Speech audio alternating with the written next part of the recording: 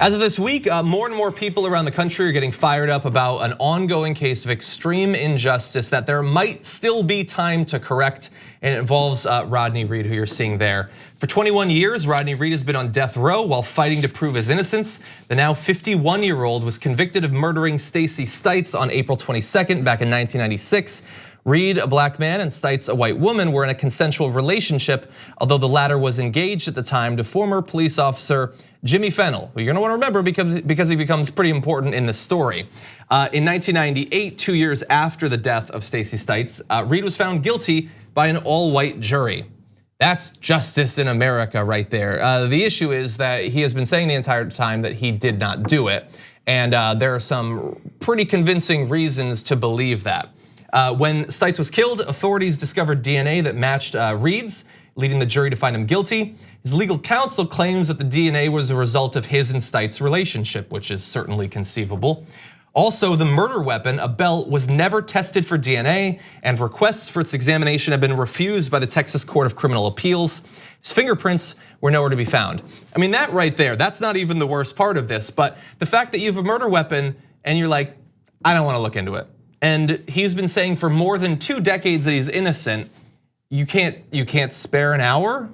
That's really weird. That's blatant. That's a blatant approach to this to make sure that you eliminate evidence that could potentially find the full truth, and then you go with the things that will get the results that you were looking for. It's the way our legal system has been for many folks throughout our history of this country. Yeah.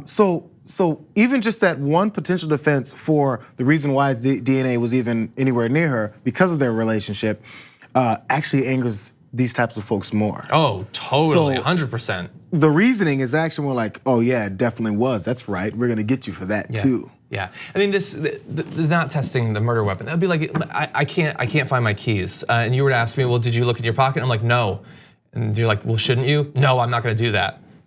I seem like a crazy person at that point. This is clearly a way that you get more information. A person's life, potentially about to be killed, is on the line. And it's important to bear in mind that initially, when she was killed, he was not the initial suspect. The initial suspect was her fiance, Jimmy Fennell.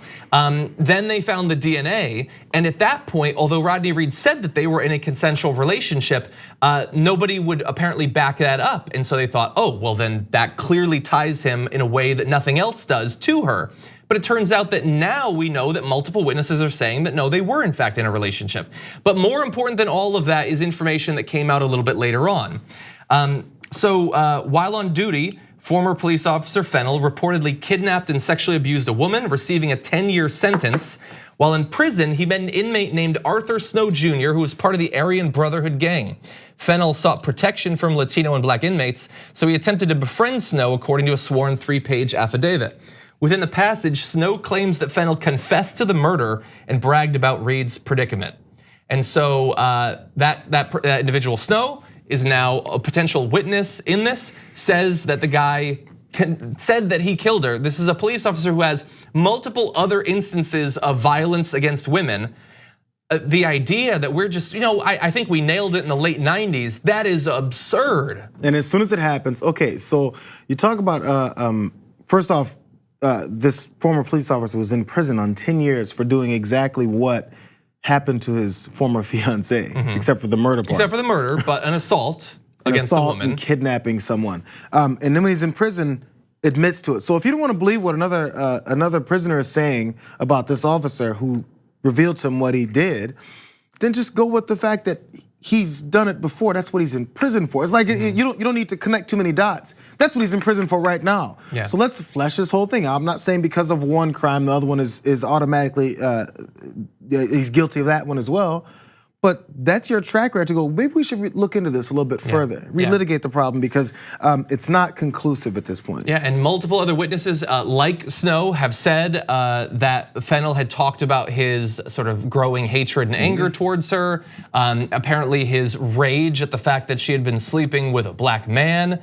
That seems like the sort of person, for a person who is already incredibly violent, sexually violent towards women, that could potentially set them off. And obviously is a reason to want to search for more evidence, especially the stuff that's sitting there right in front of you. check the murder weapon to see if his DNA is there, assuming that after 20 plus years, that's still possible. It's just a matter of what your motivations are. If your motivation is to get the truth, or if your motivation is to make sure that you get this one guy. Yeah. If your motivation is that, and you've already done that, so you have no other thing you want to take care of. You're like, well, I don't want the truth. I got a guy. Yeah, and look, like if you're still not sure about this, looking for more evidence does not like free him tomorrow. There's no reason not to. There is no rush to kill a person. Yep. And so if you would like this to go forward, people have been doing a lot of social media activism around this, trying to put pressure. There's also a change.org petition that had just about 300,000 signatures as of earlier today. You can find that there pretty easily. Anyway, look, whether it turns out in the end that he did it, and there's many good reasons to believe that he did not, allowing this to go forward without getting all the evidence possible, that is a terrible, terrible precedent. A precedent that's been set many times before, but there's no reason that in 2019 that we still should. Yeah, there's no reason, but we like to hang on to the old ways. We still got politicians that talk about the good old days and talk about the way things used to be in America. They long for those times. This is a case study for those good old days from a certain point of view.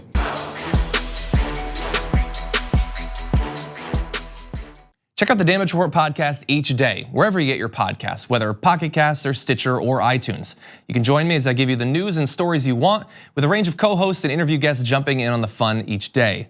Again, that's the Damage Report, wherever you get your podcasts. And if you get them at iTunes, don't forget to rate and review. Sometimes I'll read them live on the show.